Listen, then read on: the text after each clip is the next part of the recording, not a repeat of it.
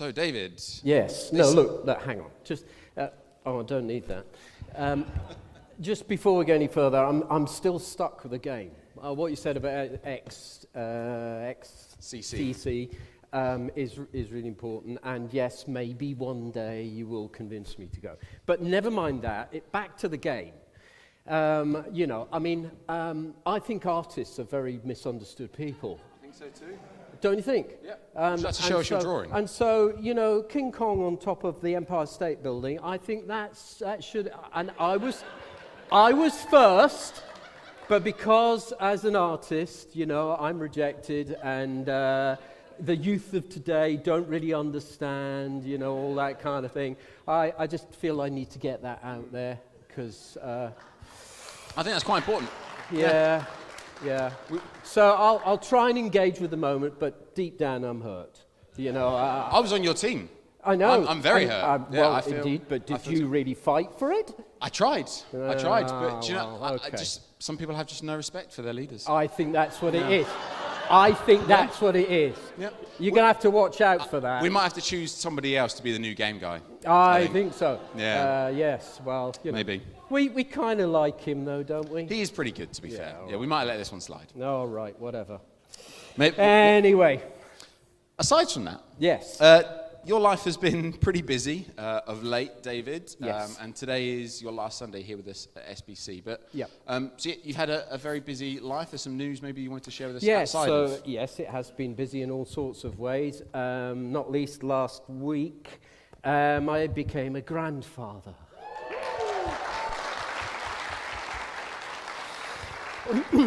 So this is Theo James Graham. Sorry, I like that picture. So yes, we've been very busy. Rhiannon, for those who don't know me, my wife, would love to be here today, but to be honest, no contest.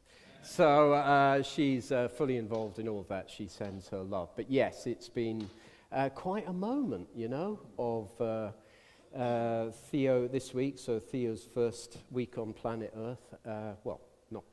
You know what I mean, as a living, breathing human being.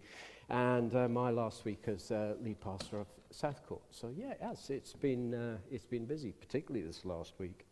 Yeah, challenging, but also the joy of new life moments as well. Absolutely.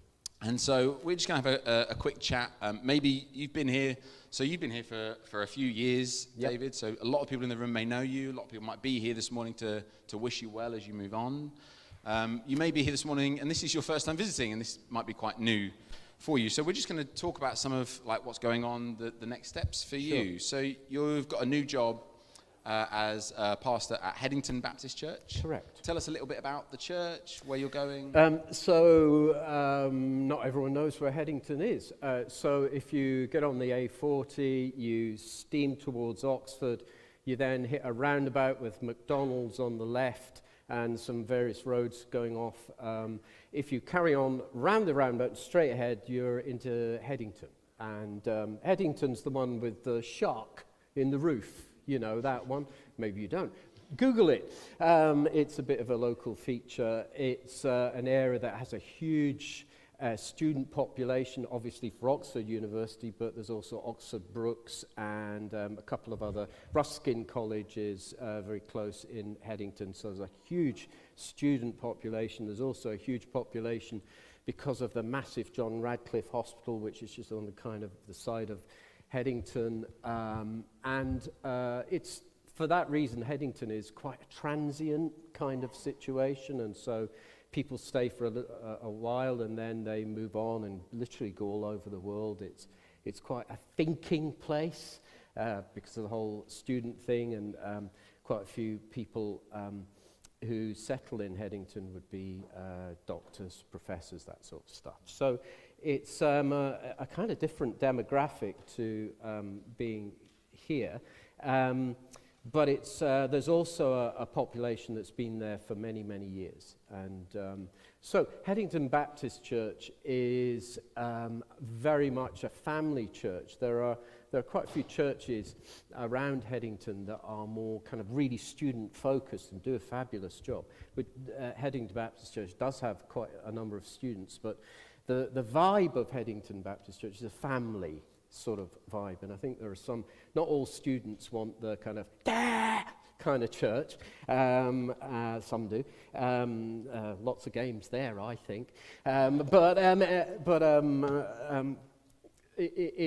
it's interesting how a bunch of folk actually appreciate the idea of home and a cross-section of age and experience and so on, and so they hook up with Headington Baptist Church as a result of that. So I'll be working as a co-pastor along with Ian.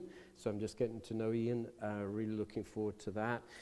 Ian and I, so basically the way that you and I have started working, particularly in the last couple of years, is what I'll be carrying on with in Headington as we work together. So that's a bit of a snapshot. Brilliant. And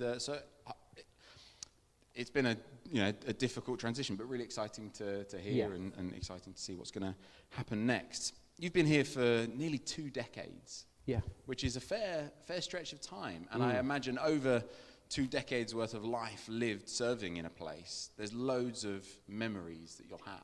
Is there any that spring to mind? Especially? Gosh. I mean, obviously, it's as you say, it's what, 19, it'll be 19 years in the end of the summer that we've been here. And many hundreds of memories, and there's the kind of individual one-on-one memories of walking with families through happy times and not so happy times. There have been heartbreaking moments for us as a church over the years. It's been an utter privilege to be able to be involved in those sorts of things. There are people who are no longer with us, as in they're waiting for a new heaven and earth, no longer with us. That causes a challenge to us because some left earlier than we, humanly speaking, might feel. So that's been, those personal, individual moments have been really precious to be part of any church community. As a pastor is a privilege in that sense. But there have been the kind of more fun moments, if you like. There's been pantomimes, there's been performances, there's been parties, there's been all sorts of things where we've shared joy together. One of the highlights more recently is when we first decided that we were going to go out there and do the community fair. When we first did it, we thought, well, maybe a few people turn up, and actually hundreds of people joined us to actually just celebrate being community. That was a very high moment. And so, James, it's 20 years nearly, so there are an awful lot of things there. But both Ria and I are very grateful to the years that we've spent as part of this faith community, both in the up moments, the down moments, and all the moments in between. It's been an utter privilege.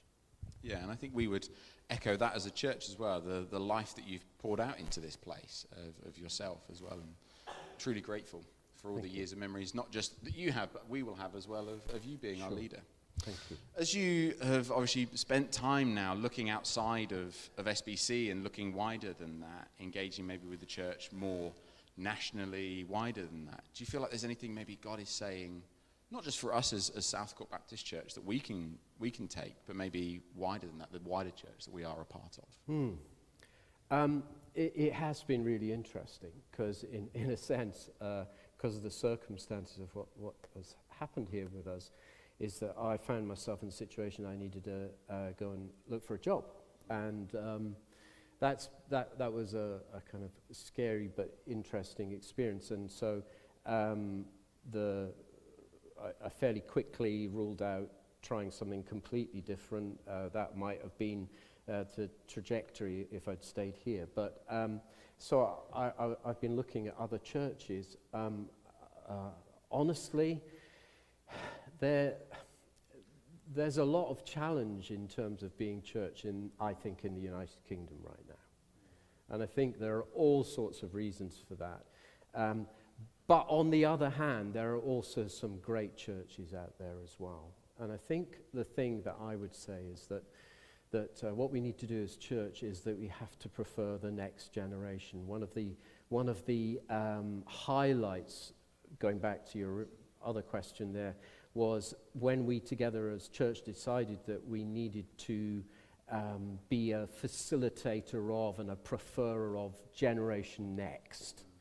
And so the work that you've done, James, the work that Josh is doing right now, and all other volunteers, particularly connected with younger people and children, are, for me, the absolute essence of where we need to be. We need to continue to prefer that. Saw a really interesting bit of research that the Bible Society has done recently, and you might have seen it. Look it up. But it's saying that there is something of a quiet revival going on, particularly amongst young men. And so actually, whilst it's true that in general terms people are not seeing the point of church, but in recent years, particularly since COVID, there seems to be an upstep, particularly in younger men, sort of late teenagers, early 20s, who are re-exploring church. And so, you know, God is doing something sovereign, I think, in that, and we need to put everything that we've got into facilitating a move of God that would see the next generation getting it. And so that's one of the things, if I'm allowed to say this, that I'm quite proud of, that I led a church that was willing to really sacrifice to make sure that the likes of you and the likes of Josh and others are being facilitated to lead that charge into Generation Next. So that would, and that's certainly within the HBC context, that's something that Ian, my new colleague, feels very strongly about. He's one of his focuses, or is it foci? I don't know. Is the next, the rising generation. I think churches that prefer the rising generation, put time, effort, resources into the next generation are, I think, being smart, but also I think they're capturing something of God in what's going on. It's really exciting to hear and to sense that along with you as well. And lastly, is that, you know, this has been a bit of a crazy journey, but is there anything, you know, as you start this new chapter in life, what can we be praying for you for? Yeah, as I said, I wasn't anticipating maybe jumping into a new church leadership situation until about 8 months ago, if that.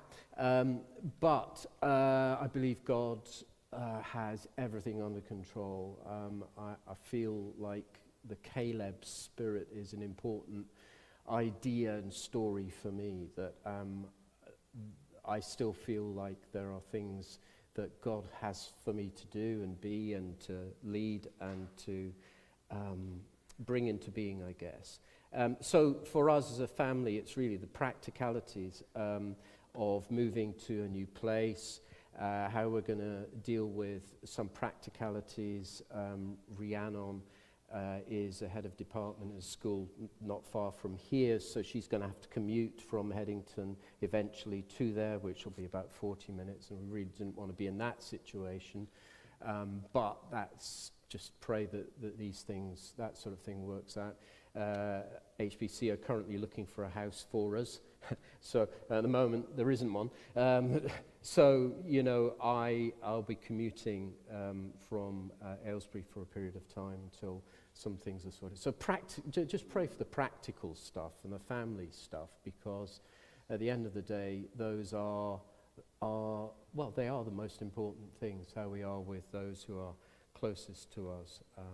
So yeah, pray for that. Pray also for, I hope she doesn't mind me mentioning this, but my daughter-in-law, Rihanna, And it's quite complicated in our family because there's Rhiannon and Rihanna. So depending on who you're angry with, you have to get it right before you open your mouth being angry. Of course, I'm never angry. But anyway, please pray for Rihanna, because whilst there's incredible joy with little Theo being born, and for Dan, my son, and Rihanna, that is a real joy. But just a month before Theo was born, Rihanna's mum died unexpectedly. And and she was in Australia. Rihanna originally comes from Australia. So she lost her mum a month before Theo was born. And so that's been very difficult for Rihanna and for the family, because there's that mix of joy and sadness. And of course, she hasn't been able to go to Australia because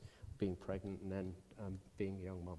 We're hoping that we'll go together to Australia in October sometime. But please pray for Rihanna in particular. We love her to bits. She's done such a fabulous job. She and Daniel, been proud of them both. We all have. But please pray for her. Great. Let's